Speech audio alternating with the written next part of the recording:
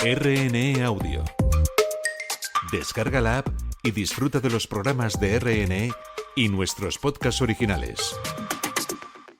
Espacio en Blanco. En Radio Nacional de España, con Miguel Blanco.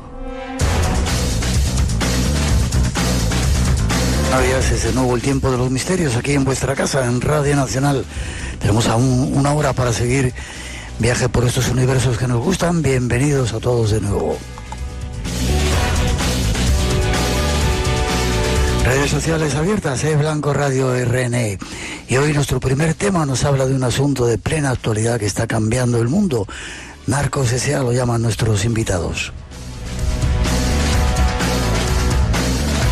A los que ya saludamos de nuevo, Javier Romero y Andrés Lozano. ¿Seguís ahí, verdad? Sí, aquí andamos. Sí, aquí estamos. Vale, os voy a entretener 10 minutitos más y para seguir vamos con la última introducción y más datos de este mundo misterioso y peligroso que estamos analizando. Nos vamos a nuestro país.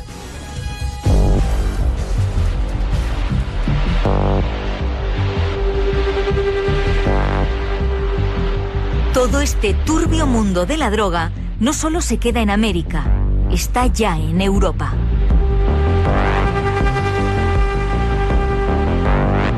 El canal DW Documental nos ofrece la siguiente información. Atentados con bomba en el centro de Alemania. A las 5:45 hubo un fuerte estallido en el centro de Colonia. La explosión produjo graves daños en puertas y ventanas. Es evidente que la mafia no tiene límites cuando se trata de intimidar a rivales y competidores. Secuestros, extorsión y torturas. Los enfrentamientos entre bandas narco llevan meses sembrando el miedo y el terror. Las bandas son tan proclives a la violencia que la vida humana no cuenta para ellos. La batalla por el multimillonario negocio de la cocaína se recrudece. En Alemania se incautan cantidades récord. El origen, Sudamérica. Aquí el terror de los carteles de la droga ya es omnipresente. Pero esta guerra hace tiempo que alcanzó Europa. En Países Bajos asesinan a un periodista. Tienen dinero para mandar a matar a un periodista o a un abogado. Hasta el ex primer ministro neerlandés Mark Rutte y la familia real están en la mira del crimen organizado. ¿Llegará también todo esto a Alemania? Hemos llegado a un punto que se amenaza a fiscales, jueces e incluso a policías. Las autoridades quieren por fin emprender la lucha contra los carteles. Ocurría en Alemania, pero ¿qué sucede en España?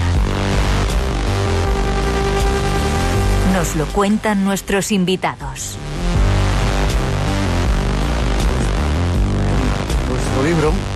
En vuestro libro, Javier y Andrés, habláis de que España se ha convertido en uno de los epicentros mundiales del tema de la droga. ¿Es así? Sí, claro. Lo dice el libro. Lo dice el libro. Sí, no. Dime. Lo dice el libro y lo dice la realidad. En cuanto a nivel de incautaciones, España sigue creciendo año tras año, y luego si miramos si levantamos el foco y vemos la ubicación de España y la tradición histórica del narcotráfico, vemos que actualmente no solo por el norte a través de Galicia, no solo por el sur a través del estrecho, sino que los grandes puertos españoles están teniendo cada vez mayor protagonismo en el mercado internacional de la droga, especialmente de la cocaína, y España es un lugar seguramente sin parangón en el resto del planeta. No hay ningún sitio con tantísimos kilómetros de costa, que con tantos puertos tan importantes como los españoles, o con tanta cantidad de puertos tan importantes como los españoles, porque podemos mirar a Bélgica, podemos mirar a Holanda, pero al final allí solo se introduce cocaína a través de sus puertos. Nosotros aquí en España tenemos la costa, y a eso podemos ir sumándole la llegada de narcosubmarinos, también el punto atractivo de zonas del país donde las organizaciones de narcotraficantes pueden instalarse sin levantar muchas sospechas, como quizás pueda ser la Costa del Sol, un lugar cosmopolita y que históricamente ha traído a las grandes fortunas del planeta y se ha convertido también seguramente en el gran centro de negocios de los narcotraficantes que operan en la península. También tenemos a Gibraltar como lugar para evadir, para hacer que el flujo económico se diluya, y si a eso le sumamos también que por el sur tenemos a solo unas millas, solo a 14 millas, Marruecos como punta de lanza de África, en cuanto como el mayor productor de hachís del planeta, pues vamos viendo que se suman todos los ingredientes para hacer de España un lugar que no tiene ningún reflejo ni no se ve ningún espejo en otro punto del planeta, y que se ha convertido, como decimos en Narco S.A., en uno de los principales epicentros internacionales de tráfico de cocaína a nivel mundial. No tengo mucho más tiempo. Quiero que escuchemos un corte que nos ofrece nuestro compañero Lorenzo Milá, y os voy a preguntar si hay soluciones. Escuchamos el corte. La era pospandemia está marcando registros históricos en el tráfico internacional de drogas. En 2023, las fuerzas de seguridad españolas han requisado casi 100 toneladas de cocaína, una cifra que casi triplica lo aprehendido el año anterior. Ha aumentado la producción en Colombia o Perú y ha cambiado su ruta de salida hacia los puertos de Guayaquil, en Ecuador. El control lo llevan en gran parte las mafias de los Balcanes, que se han hecho fuertes tanto en el punto de partida como en su destino final, Europa. Van a salir, se juntan los dos. ¿Pedimos un tío que cierre la puerta? Son imágenes inéditas de cómo la policía española investiga este tipo de organizaciones. En nuestro país, su zona de actuación es sobre todo los puertos de Barcelona y Valencia, donde recogen la cocaína que llega vía Guayaquil. Os pregunto, terminando ya, nos quedan 4 o 5 minutitos, ¿hay solución a todo esto? Quizá legalizándola, no sé, ¿veis vosotros como expertos que puede haber algún tipo de solución para que pare toda esta violencia, todo este follón que hay, todas estas muertes? Bueno, yo personalmente creo que no. El tema de la opción de la legalización es algo que se lleva hablando como una alternativa desde que el narcotráfico existe. O sea, nos volvemos a retrotraer 40, 50 años, ¿no? Desde los 80, pues, había quienes consideraban, nunca se ha valorado, ¿no? Al final, en el caso del cannabis, la marihuana, pues algunos países sí que han pasado todo el lado, otros solo para uso terapéutico, pero quiero decir, yo creo que nadie mejor que los propios cuerpos policiales, ¿no? Que son los que realmente mejor conocen todo el trasfondo real de todo esto, ellos mismos y en declaraciones públicas, ¿no? El recorte lo dice. Quiere decir que en el caso de España el objetivo no es acabar con el narcotráfico. La situación es tal que el objetivo actual es contener el narcotráfico. Si ya el planteamiento es policial, por los motivos que sean, que eso daría para otro programa seguramente, pues, es salir a empatar, o más que empatar, a no perder de goleada, sino a perder por la mínima. Pues yo creo que eso ya te sitúa el horizonte en el que nos movemos. Y quizá educación sobre este problema de la droga para no caer en esa adicción, ¿no? No sé.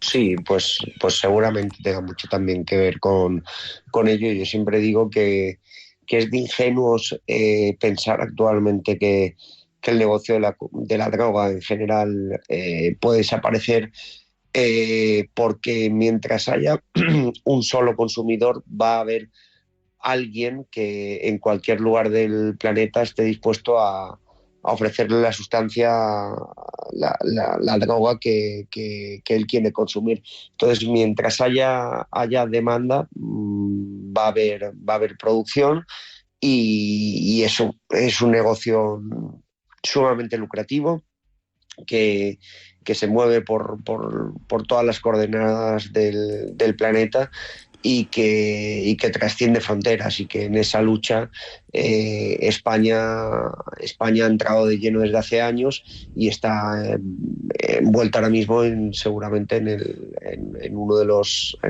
lugares de mayor tránsito de todo el planeta. Menos mal que tenemos fuerzas de seguridad que están trabajando incluso con pocos medios, y jueces que están tratando de acabar con este asunto. Pongo una música y os despido con mi gratitud.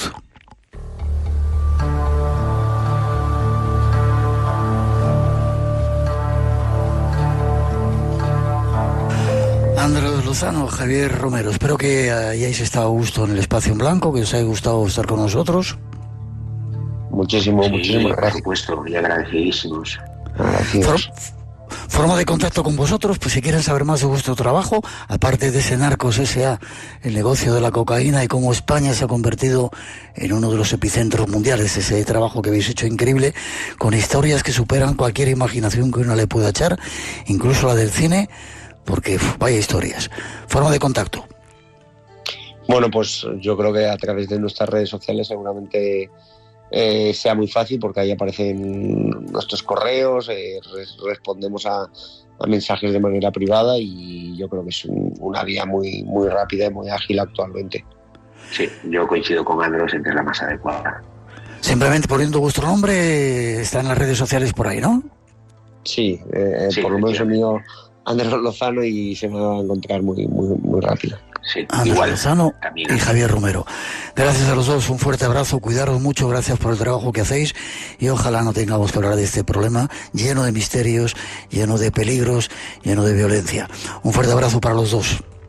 Un abrazo muy fuerte. Gracias, igualmente, gracias por la invitación. Hasta luego. Hasta muy pronto. 2:18, 1:18 en las Islas Canarias, hay mucho más Espacio en Blanco todavía.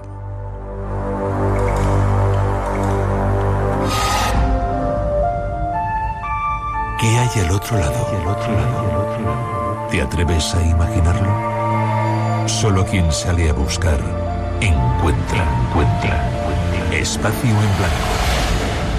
Siempre tu lado del misterio.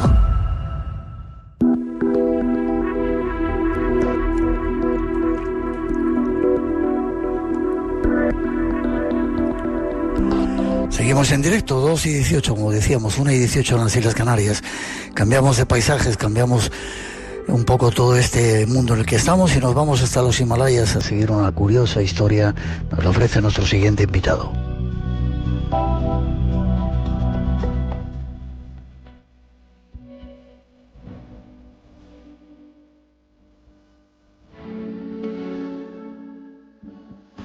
Nos vamos con un nuevo tema, con un aventurero, alguien que igual está en la cueva de los Tallos, como la montaña más alta del mundo. Es el ecuatoriano Raúl Cabrera, que ya ha pasado por nuestro programa, al que ya saludamos. Está en Nepal, en Kamandú, muy cerca del Everest. Buenas noches, Raúl. Buenas noches, Miguel. Muchas gracias por el espacio. Un saludo a toda la bella gente de Europa. Qué placer tenerte, sentirte de nuevo. El placer es siempre mío, Miguel. El placer es siempre mío. Tenemos un poquito de retardo. Déjame que ponga algo que has publicado y me cuentas la aventura que estás viviendo ahora. Lo escuchamos. Entre el aliento helado del Himalaya y las banderas que susurran plegarias, llegué al Museo del Yeti en Kumyong. Se siente una energía siniestra, pesada, como si algo antiguo respirara entre las paredes. Está prohibido tomar fotos o videos.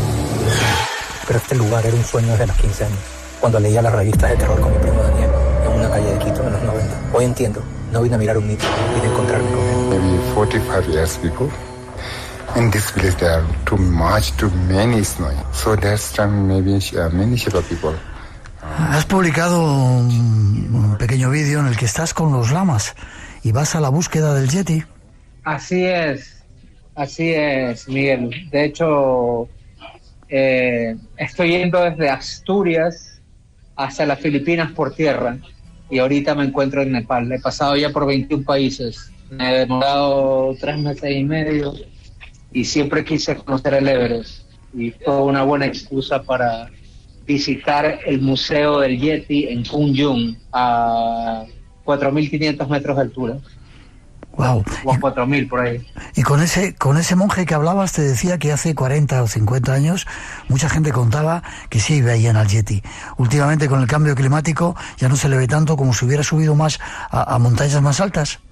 Es exactamente eso. De hecho, no solamente él, pero muchas de las otras personas que pude entrevistar me dicen que solamente ven las pisadas del Yeti a más de 6.000 metros de altura.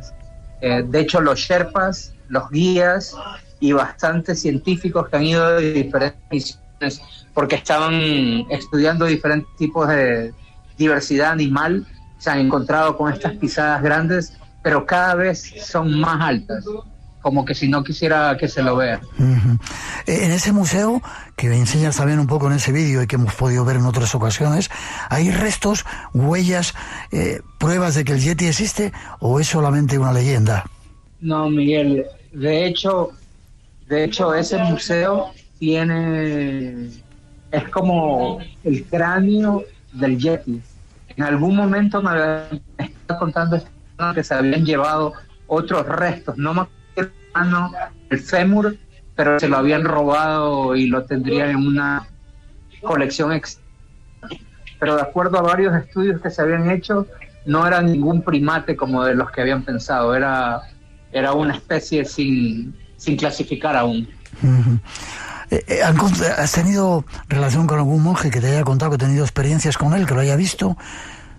De hecho, este monje que me estuvo hablando me contó que las personas que lo entrenaron a él, de algún tipo de manera, no sé si es de su religión, ellos habían tenido contacto con el Yeti, y que el Yeti, la historia del relato de él, que él bajaba normalmente en periodos de extrema sequía o de extrema hambruna y ayudaba en las fiestas patronales mientras lo veneraban. Me contó eso de primera mano, la misma persona que viste ahí.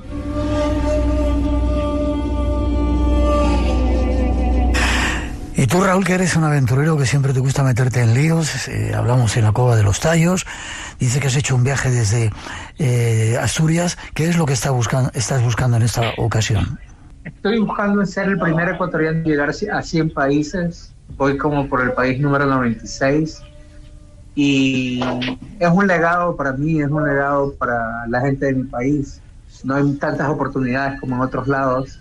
Y siempre cuando subí y tenía la oportunidad de estar cerca del museo en Kunjun, que me demoré un día más en llegar, un día más a mi itinerario, no me importó, porque era algo sin precedentes. O sea, la gente que va es la gente que realmente sabe, la gente que busca otro tipo de emociones, como yo. De hecho, en la Cueva de los Tallos, los Shoras también tienen un término para el Yeti, que es de Latinoamérica, que le dicen Benchi. Entonces estos relatos están esparcidos por todo el mundo, y para mí era un verdadero honor tal vez ser el primer ecuatoriano que fue a ese museo. Seguramente será de los pocos que han estado allí. ¿Qué más cosas se ven en ese museo del Yeti? He visto que hay, no sé si es una pierna o un pie, no sé exactamente. Sí, el museo realmente, Miguel, es bien siniestro. O sea, las entidades que ven ahí y que supervisan a los restos, hay un pie, ¿ya? Y antes, como te dije, no sé si me pudiste escuchar, había un peine y había una mano, pero de alguna manera lo robaron. Y el lugar se siente bien sagrado. Es una cosa decírtelo, estar ahí, presenciarlo. De hecho, dicen no fotos, videos, y me sentí un poco mal. De hecho, me dio un mal de altura después de esa visita. Me dio un AMS brutal. Tuve que descender varios metros de la montaña. La gente que lo cuida, dices que son extraños los cuidadores de ese museo. Sí, son bien particulares. Sobre todo el momento, él no quería que lo entreviste para nada, pero le expliqué que era de Ecuador, que era el primer ecuatoriano en visitar 100 países y que me contara un poco más acerca del relato. No quería hablarme realmente, me dijo, mira, te voy a contar la historia. De ahí un Sherpa, yo no sabía que Sherpa es de hecho uno de los apellidos o una de las etnias que viven en la montaña. El nombre de ellos es Sherpa, no necesariamente las personas que te suben las cosas, pero ese es el nombre de ellos, y ellos me contaron que efectivamente sus padres también lo habían visto, lo habían sentido, y que antiguamente era mucho más común escuchar relatos acerca de este ser, que para ellos es algo divino, porque lo ven, lo sienten, dejan huellas, y en el momento más inesperado ya no lo pueden ver.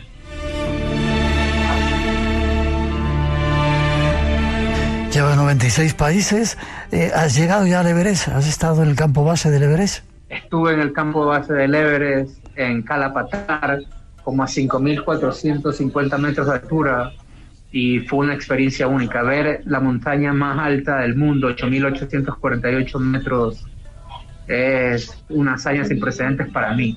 Yo no iba a subir hasta la cumbre, pero verlo desde donde estaba es un sueño hecho realidad. Solamente lo comprendes cuando lo magnificas, y solamente lo magnificas cuando estás presente.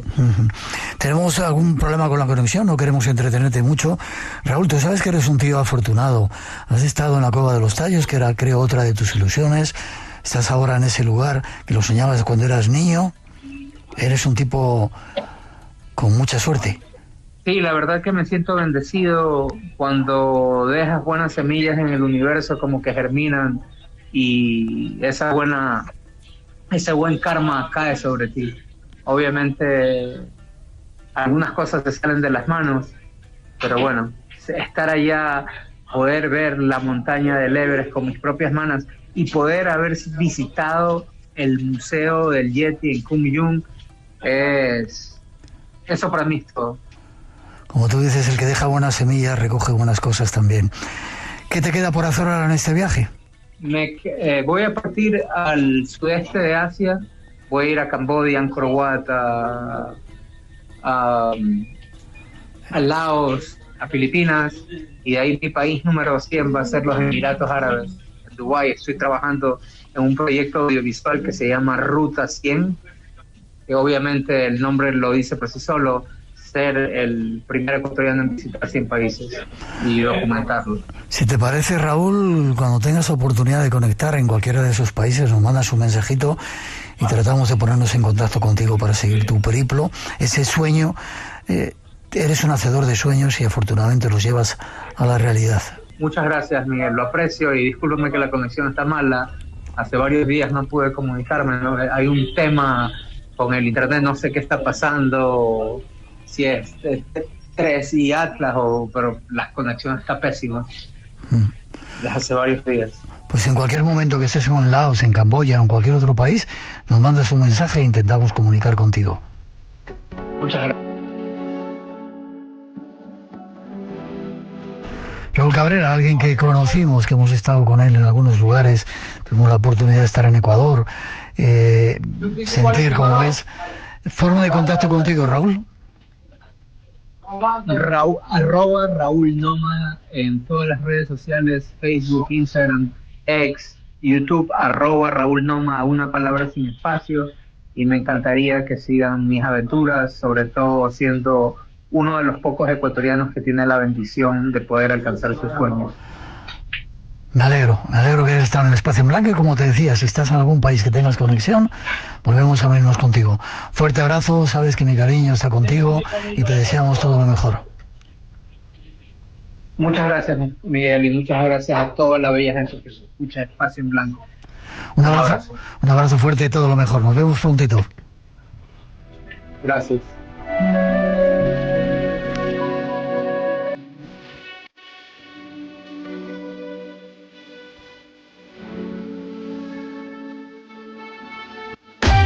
Radio Nacional de España, la radio por delante. Doble disco 60 aniversario de Radio Clásica. 140 minutos de música que reúnen algunas de las sintonías de programas que marcaron una época de la emisora en un primer disco. Y los imprescindibles de Radio Clásica, seleccionados por la actual redacción en un segundo CD. Un homenaje a todos los oyentes de la emisora. Doble disco 60 aniversario de Radio Clásica. Mucho más que música. Ya disponible. Radio Nacional de España. El misterio puede abrir la puerta a otros mundos. Desconocidos, sugerentes, a veces aterradores. Y tú eres la llave.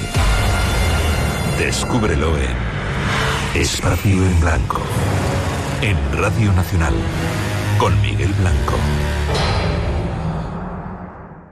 Buenas noches, Miguel. Te habla Pablo desde Uruguay, departamento de Canelones, balneario Araminda. Saludos para todos, siempre con ustedes los sábados. Un abrazo grande, saludos al equipo, mucha fuerza.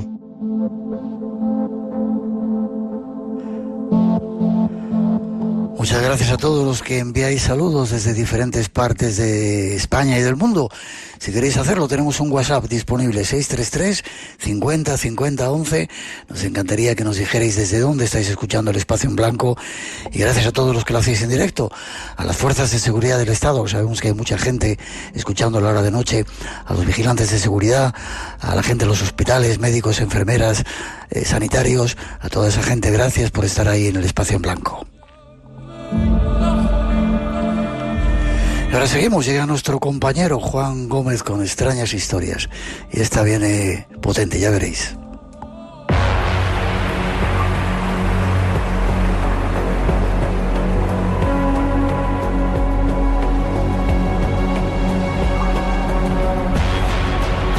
La semana pasada dábamos los primeros datos de lo que nos iba a contar nuestro compañero Juan Gómez, al que ya saludamos. Buenas noches, Juan. Muy buenas noches, Miguel. Un placer, como siempre. ¿Ya te has terminado el sobao? Me he terminado el sobao, muy rico, por cierto. Por la noche hay que tomar cosas que sean potentes para tener fuerza y sobre todo para recibir a estos seres que nos has preparado para hoy. Creo que la experiencia tiene que ver con alguien llamado Luis Navas.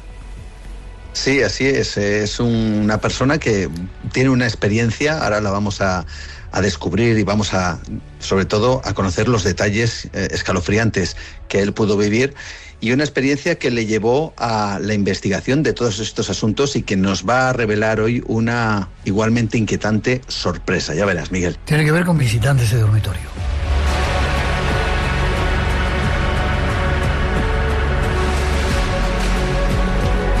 ¿Cuándo le sucede esta experiencia extraña y quién es Luis Navas?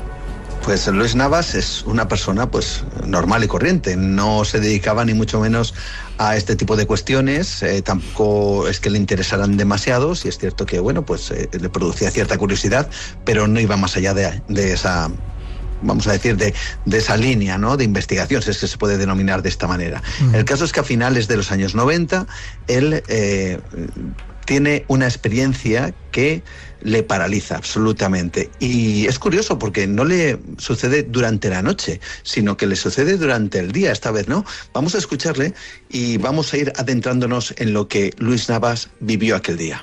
Esto ocurre, como te estaba comentando, esto ocurre en el año 98 y esto ocurre en mi habitación y fue por la mañana. No fue por la noche, no era un ambiente tétrico y no, para nada, fue por la mañana. Más o menos como que me desperté, eran más o menos las 10 de la mañana. Lo recuerdo porque me desperté, miré el despertador, vi la hora, dije, hostias, es tarde, tal. Me fui a levantar y en ese momento en el que yo quiero incorporarme, no puedo. Quedo completamente paralizado. Y fue una sensación muy extraña porque no podía mover mi cuerpo, pero sí podía mover los ojos. ¿Qué es lo que piensa mientras estaba paralizado? Pues imagínate, lo primero, miedo. un pánico aterrador. Piensa que le ha podido pasar algo físico, algo que tuviera que ver con alguna especie de parálisis, incluso llega a pensar que quizá alguna enfermedad que no permitiera que no se moviera ni siquiera un solo músculo, tan solo lo que hemos escuchado, los ojos. Bueno, pues es precisamente cuando él está mirando por la habitación, que es lo único que puede hacer, es cuando le sucede lo que ahora mismo nos va a contar. Y entonces, cuando ocurre el fenómeno, yo no sabría decir cuánto tiempo pasa realmente. Es como si el tiempo se suspendiera. En la puerta de mi habitación, en la esquina, veo una figura negra que es translúcida. Es negra, pero es translúcida. Se puede ver por detrás de ella, como si estuviera hecha de humo. Está en la puerta y de repente es como si se partiera en dos personajes más pequeños. Y sé que son pequeños porque uno se pone a la altura de mis pies, pero el otro se pone a la altura de mi cabeza. Qué miedo tiene que dar el sentir o el ver ese tipo de cosas, ¿eh? ¿Cómo eran? ¿O cómo se fijan en esas figuras? Sí, bueno, le da tiempo a fijarse. Tal como hemos escuchado, son dos figuras pequeñas, no tienen rostro, pero sí sabe, sobre todo la que se posiciona a su lado, sabe que le está mirando, lo cual siempre coincide con otro tipo de testigos de este tipo de experiencias, ¿no? Que no ven un rostro definido, pero sí tienen la tremenda sensación que ese rostro está con unos ojos invisibles clavados en ellos. Pues él tiene esta sensación. Y además de esta descripción, él, llega a tener una interacción física de lo más inquietante que él mismo, Luis Navas, nos cuenta. Y que está a la altura de mi cabeza, como yo estoy tumbado en la cama, no es muy alto, que mida 1 metro, incluso menos de 1 metro. No hablan, no me dicen nada, y el que está en mis piernas, junta mis piernas de tal modo que mis piernas, que estaban abiertas en posición de V, se cierran. Y el que está a la altura de mi cabeza hace como si se agachara hacia mi cabeza o hacia mi pecho. Supongo que para morirse de miedo, ¿no? Cuando hay esa interacción. Sin duda, imagínate el terror, ¿no? Intentar moverse, no lo consigue, decide en ese momento de inquietud absoluta, donde además, siendo, insisto, de día, por lo cual no había posibilidad de confundirse con las sombras o las luces que pudieran entrar a través de la ventana por una farola o algo que estuviera encendido, producto de la noche, sino todo lo contrario, él veía eso en pleno día.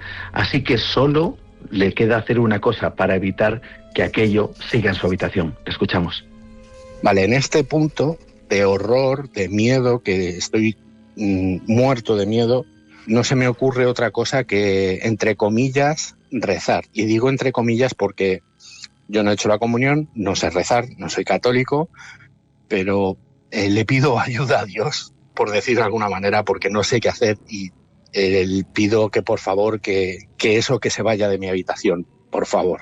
Y cuando lo hago, desaparecen, vuelvo otra vez a poder moverme y pego un grito aguantado. Es como si yo constantemente hubiese querido gritar, pero no podía, y al desaparecer eso, el grito sale y grito. Supongo que le cambió la vida a partir de esa experiencia, ¿eh? Sí, le cambió la vida y le llegó a traumatizar. Hablamos del año 1998. Fíjate, todo esto le acompaña de una manera tremenda hasta prácticamente una década después. Hablamos del año 2008, que es cuando él se entera que hay personas que le pasan este tipo de fenómenos. Y aquí viene una segunda parte porque él empieza a investigar. A partir de que se entera precisamente que no es el único, y empieza a buscar a alguien que le pueda contar una historia similar. Y atención, porque aquí es cuando se topa con un militar que le cuenta, insisto, una historia tremenda que va más allá de esas experiencias de dormitorio.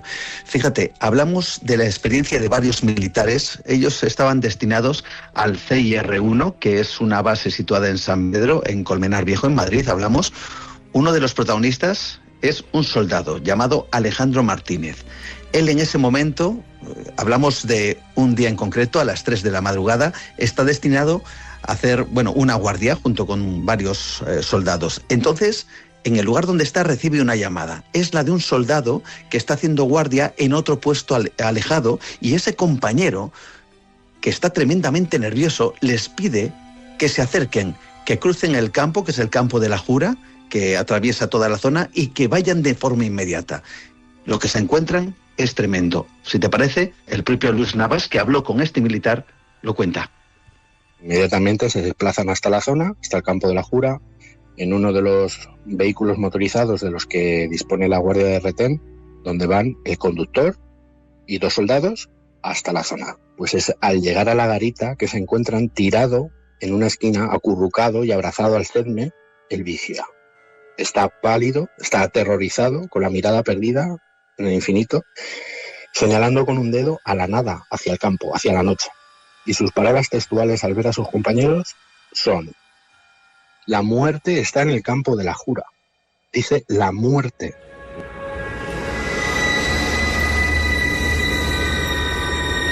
Wow, ¿qué hicieron los compañeros o los soldados en esta situación?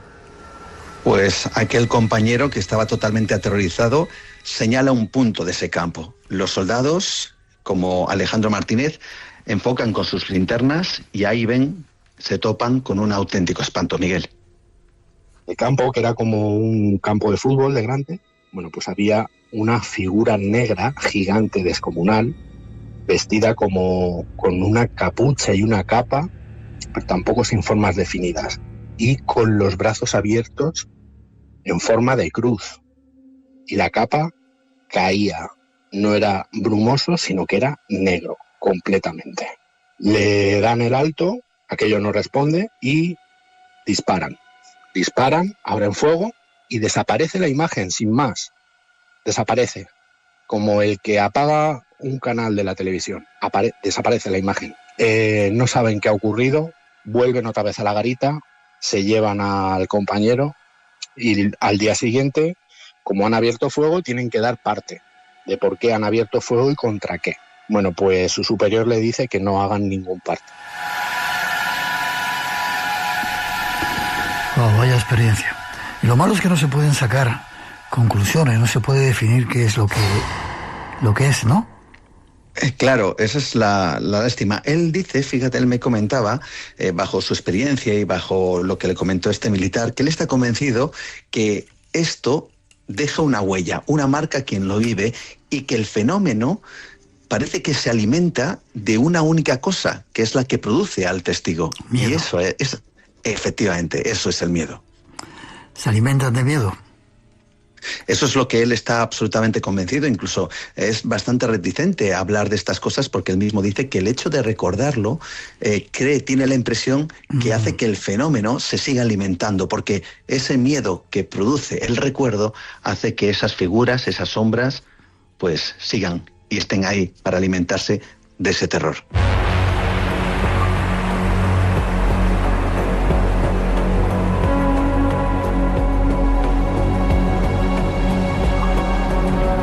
Juan, que nunca nos visiten esos lo que sea, ni entren nunca en nuestra vida.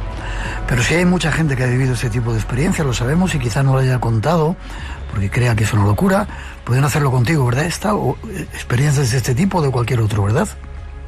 Así es, sin duda, pueden hacerlo a través de mi perfil en Facebook, Juan Gómez Ruiz, me pueden enviar un mensaje, o a través del email dedicado al programa, juangomez_gmail.com. Como siempre, un placer. Nos vemos prontito. Sí, señor. Fuerte abrazo. Hasta pronto. En Radio Nacional, el misterio continúa. Un viaje por nuevos universos a la búsqueda de respuestas. Espacio en Blanco. Con Miguel Blanco.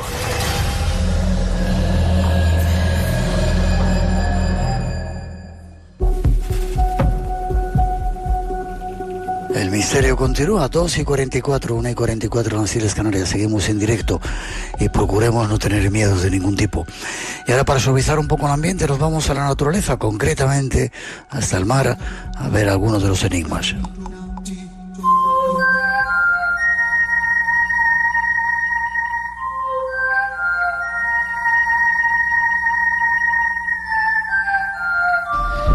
el tiempo de nuestro naturalista, Luis Miguel Domínguez, y seguro que con él esta noche vamos a hablar de cosas preciosas. Buenas noches, Luismi. Hola, ¿qué tal? Cosas preciosas nos esperan, ¿no? Pues sí, la verdad que sí. Los océanos siempre nos traen maravillosos tesoros. Hoy vamos a ir al mar y vamos a hablar de algo que han llamado Kraken. Ya veréis qué curioso.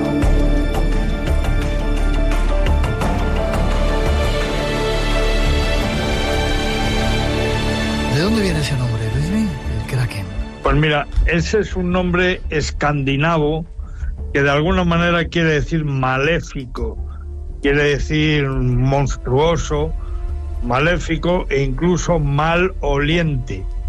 Kraken.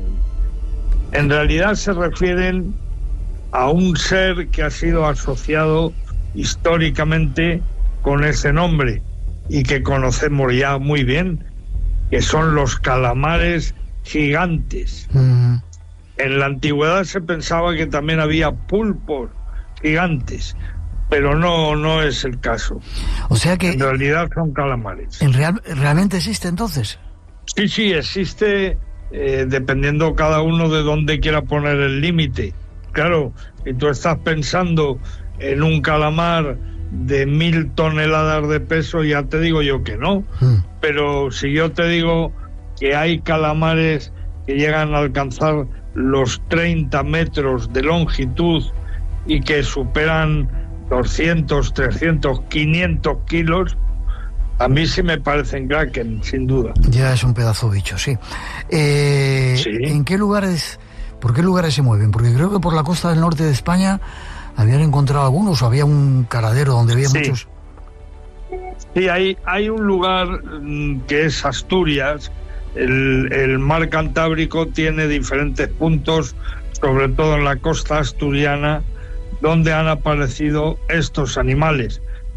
Pero sin duda yo te diría que, por no salirnos de nuestra propia patria, te hablaría de Tenerife concretamente.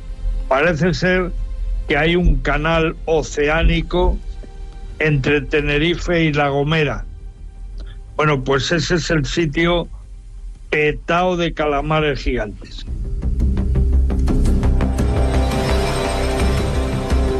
Tú me sacas historias que yo he vivido que no me gusta no solo contar. Un día buceando por ahí, en ese lugar que tú dices, wow, hay una profundidad, miles de metros, dicen, una cima increíble. Y bueno, ya te contaré lo que me pasó. ¿Cuál es su enemigo natural? ¿Quién se come esos bichos? Pues claro, el gran cachalote. El cachalote es además el que nos ha proporcionado la gran mayoría de datos sobre localización de los calamares gigantes. ¿Por qué?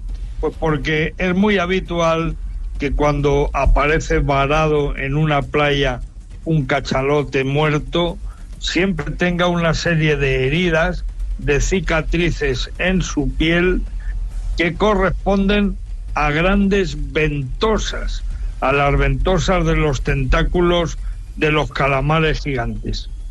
Y los cachalotes son grandes especialistas en darles caza, y esta es una de las historias maravillosas que nos propone la mar oceana. Ajá. Precisamente fue eso lo que vi cuando estaba buceando, ¿sabes? Andábamos buceando, sentimos una presión como un autobús que pasaba, miramos para abajo y era un pedazo de cachalote que seguro que venía de comerse algún calamar de esos. Claro. ¿Cómo son? ¿Como los que nos comemos en calamares fritos, o estos no se pueden comer o son más peligrosos? No, mira, son realmente igual que uno de los calamares que nos comemos habitualmente, pero claro, de proporciones descomunales, hasta tal punto que, por ejemplo, resaltan en estos animales los ojos. Los ojos son muy llamativos y muy grandes. Incluso algunos biólogos marinos dicen que la evolución de esos ojos tiene que ver con su gran enemigo, el cachalote. O sea, la intención de estos animales es poder escapar de los cachalotes, y lo hacen a través de unos ojos enormes, muy llamativos, que además han provocado mucho terror a lo largo de la historia en los pescadores, por ejemplo. Fíjate, te diré más. Sí, dime. Incluso la primera vez que se captura uno de estos animales fue en el año 1861. Fue una corbeta francesa de nombre Alecton. Bueno, pues Alecton, exactamente a 40 leguas al noroeste de Tenerife, capturó un enorme calamar que al izarlo y subirlo a bordo, pues se partió por la mitad y acabó casi todo él en el fondo del mar, allí perdido, y el resto se llevó incluso a Santa Cruz de Tenerife, y ahí fue donde la gente, imagínate, en aquellos años quedó realmente impactada, porque esto solamente lo había narrado la mente de Julio Verne. En 20.000 leguas de viaje submarino, el Nautilus es atacado por una serie de pulpos gigantes que llegan incluso a matar a varios de los tripulantes, y algo que parecía fantasía de repente se comprobó que era verdad, ¿no?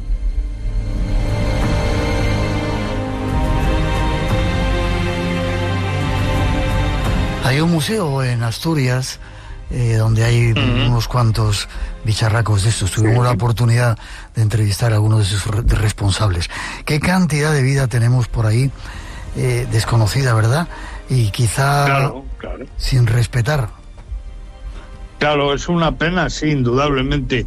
Esto es exactamente igual que cuando pensamos en las expediciones que tienen que ver con Marte, por ejemplo, ¿no? En busca de vida marciana, ¿no? Yo lo primero que pienso cuando veo cualquiera de esas operaciones de la NASA es qué nivel de límite ético incorpora esta gente a su negocio científico.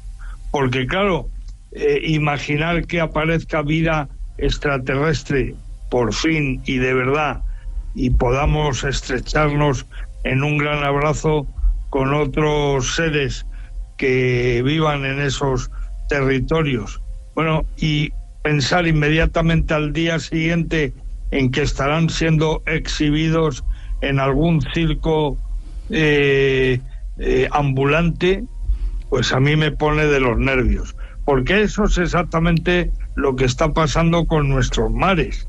Estamos acabando con muchísimas especies antes de incluso haberlas podido describir y catalogar taxonómicamente.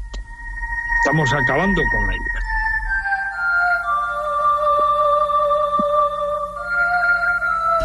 Para terminar, Luismi, ¿hay alguna prueba que hayan atacado estos kraken a algún barco?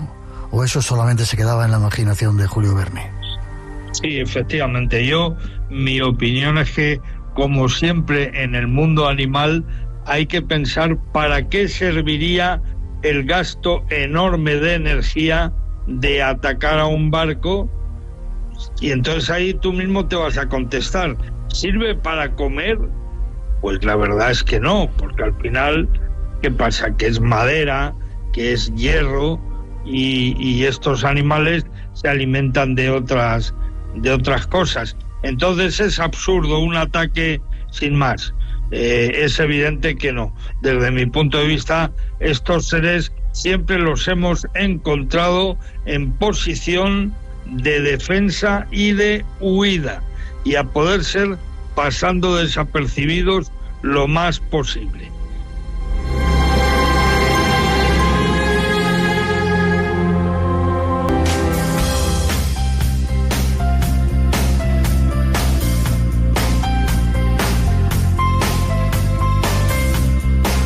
Hemos de terminar por hoy. Ha sido una misión que nos ponía frente a nosotros un mundo casi desconocido, lleno de violencia y peligros que no nos gustaría vivir.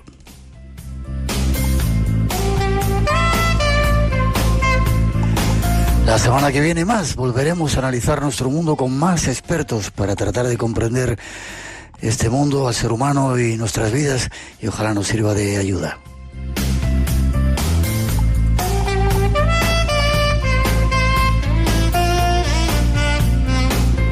Será un paréntesis de 7 días, justo el tiempo para tenerlo todo a punto para vosotros en la siguiente cita del Espacio en Blanco, aquí en vuestra casa, en Radio Nacional de España.